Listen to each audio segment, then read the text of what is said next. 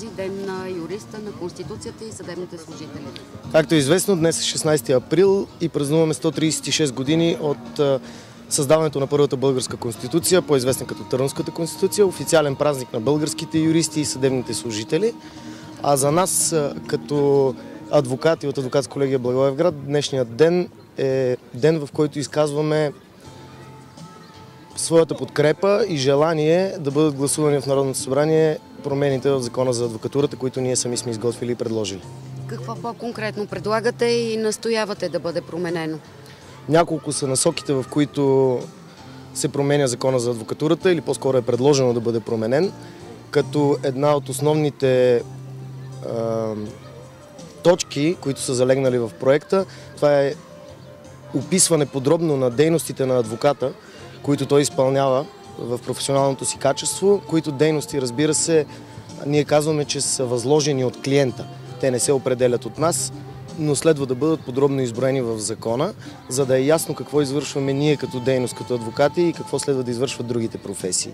Важно е да отбележим, че дискусионният въпрос, именно по този член 24 от Закона за адвокатурата, разбуни духовете в много други професии и гилдии, включително юридически. Следва да отбележим, че ние не засягаме нито една друга професия или дейност с настоящия проект. На следващо място засилва се дисциплинарната отговорност на адвокатите, налагането на административни наказания, дисциплинарни наказания, за да можем да бъдем по-ефективни и да защитаваме по този начин, по който искаме правата и законните интереси на гражданите на Република България. От кога е този закон за адвокатурата? Проектът е писан в последните 2 години с активното участие на Адвокатска колегия Благоевград, Адвокатска колегия Кюстендил и колегите от Адвокатска колегия Хасково. Разбира се, в последствие премина широка дискусия през всички останали колегии в страната. Особено внимание обърнаха колегите от Софийска адвокатска колегия, тъй като тя е най-многобройна, след което стигна до Висшия адвокатски съвет, където беше обсъждан проект. Съществуващия досега закон е гласуван през 2004 година и ние считаме, че към настоящия момент той не отговаря на обществените потребности за едно законодателство, такова каквото трябва да бъде модерно, европейско, прогресивно, либерално.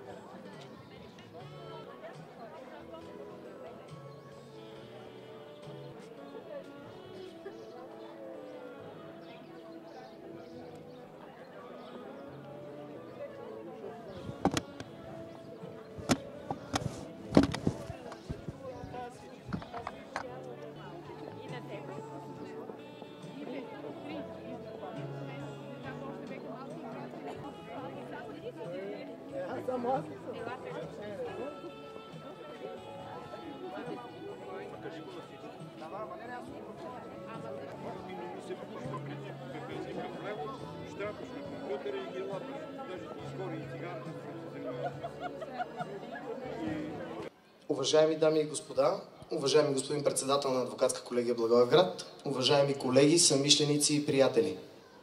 На 16 април 1879 г.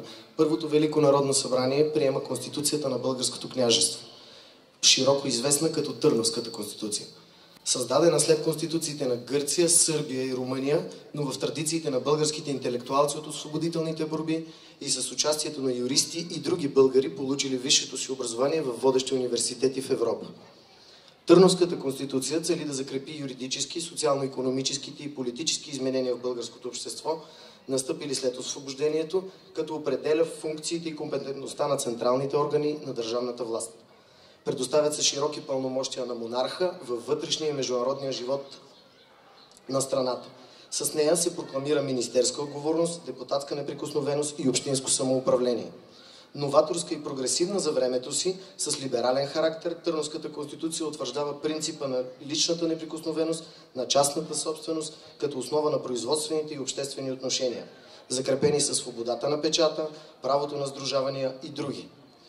По инициатива на Съюза на юристите в България и с решение на Министерски съвет от 12 март 1991 година, 16 април е обявен за професионален празник на българските юристи и съдебни служители. Честит празник! С решение на Висшия адвокатски съвет, днешният ден е определен за ден в подкрепа на проекта за изменение и допълнение на Закона за адвокатурата. Адвокатура, която винаги е била коректив и е напомняла по най-достойния начин, че най-важното за юристите е да бранят и защитават Конституцията и законността. А от месеци е подложена на некоректни атаки и негативна кампания по повод внесения в Народното събрание проект на закон за изменение и допълнение на Закона за адвокатурата. От множеството публично заявени позиции стана ясно, че не водим война с останалите правни професии, но че и няма да отстъпим от позициите си, когато това е необходимо да защитим обществения интерес.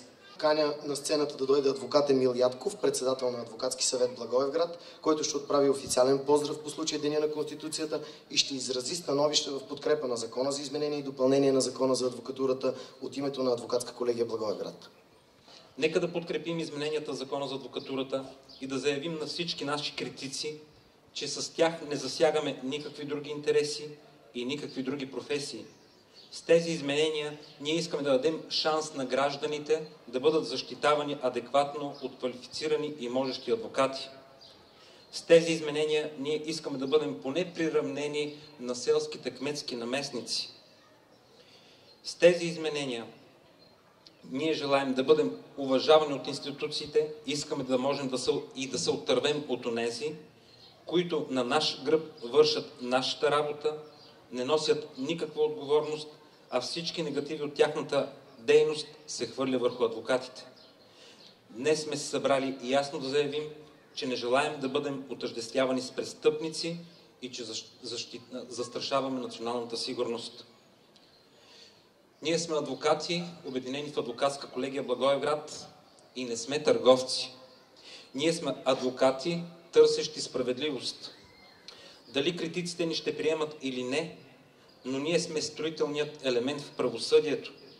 Ние сме хората, които правим правосъдието правосъдие, а процесът справедлив. Затова всяка една атака срещу адвокатурата е атака срещу правосъдието, срещу хората и срещу свободата им да потърсят защита на правата си. Ние сме адвокати и въпреки, че имаме спорове, когато нападат професията ни, честта ни, можем да се обединим и да станем едно цяло. Думите вече не стигат. Време е да покажем силата си. Време е за действия. Защото сме прави, защото сме силни и защото ще успеем. Благодаря ви. Благодаря на адвокат Ядков. Сега на сцената ще поканя колегата Снежана Ангелова, която публично да изрази подкрепа на проекта за закон за изменение и допълнение на Закона за адвокатурата.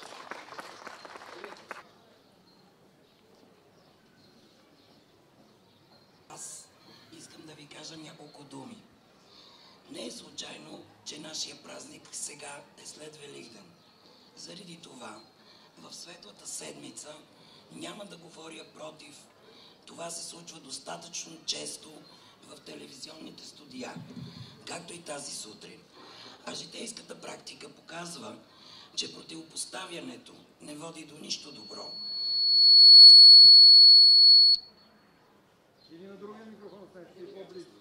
Затова ще говоря за смисъла на адвокатската професия.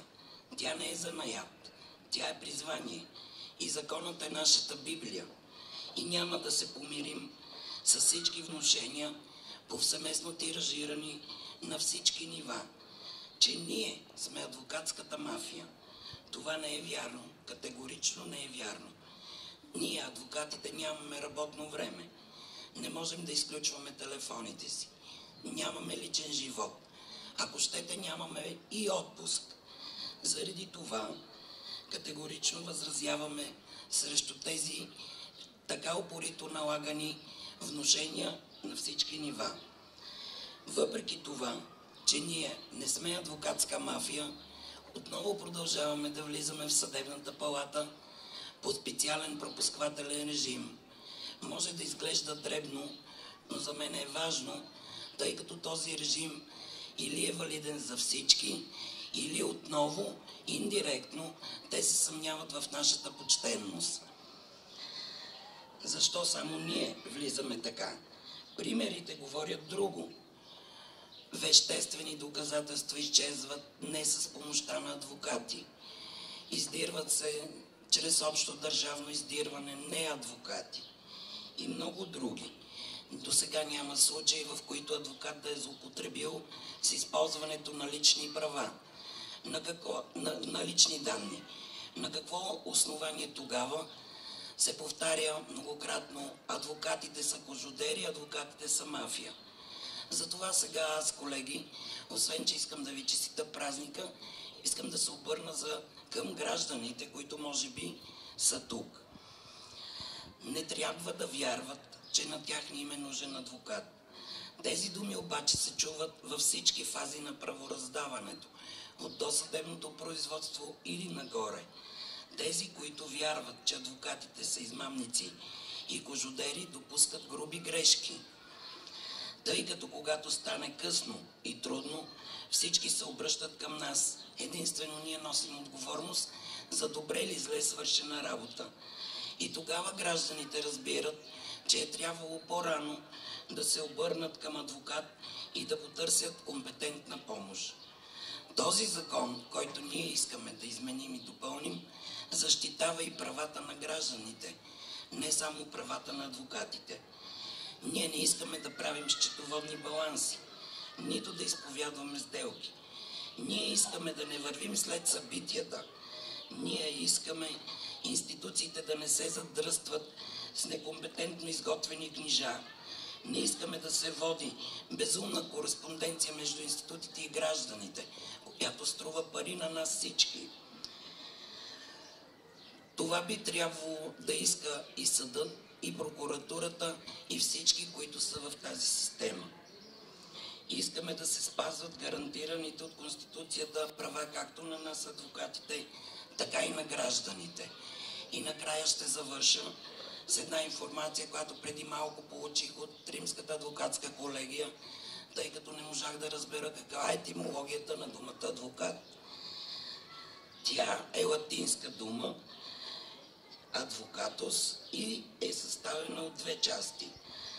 Едната адвокарос, едната е вокарес, което значи викам на помощ, а другата ад, което значи за мен. Самото съдържание на думата показва, че ние сме тези, които помагаме и няма да се помирим с всички други квалификации. Честит празник! Благодаря на адвокат Попова. Всеки един от нас утре, когато свалим тези знаци, да продължим със същия устрем да вършим работата си, да отстояваме правата и интересите си и да защитаваме предложения проект за изменение и допълнение на Закона за адвокатурата. Само напред и нагоре, колеги, дръзновение, интелект, силно желание и успех на всички. Ще помоля колегите Бусаров и Андонов да заповядат на сцената и всички заедно да поднесем венец на паметника на Тодор Александров, който се намира зад нас. Благодаря.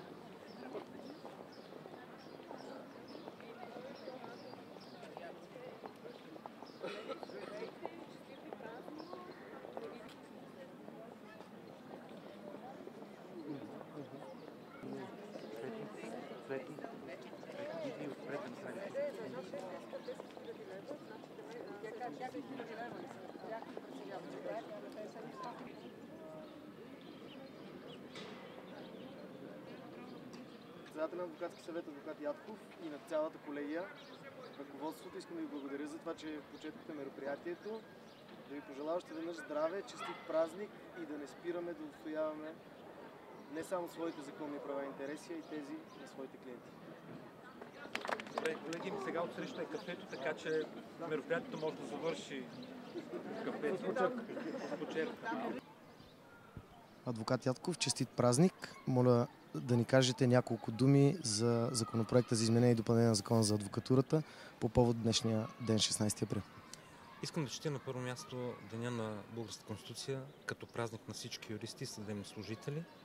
Да пожелая на всички колеги да бъдат все така борбени, все така отстояващи правата и интересите на гражданите, за да можем накрая ние да се поздравим с това, че каузата, с която се борим, сме успели.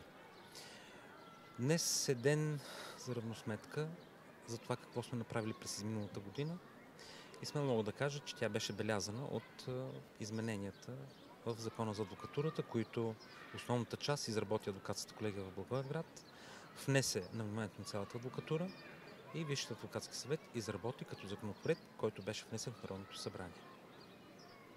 Добре, благодаря ви. Няколко думи за това какви са основните цели, които адвокатурата си поставя с този проект.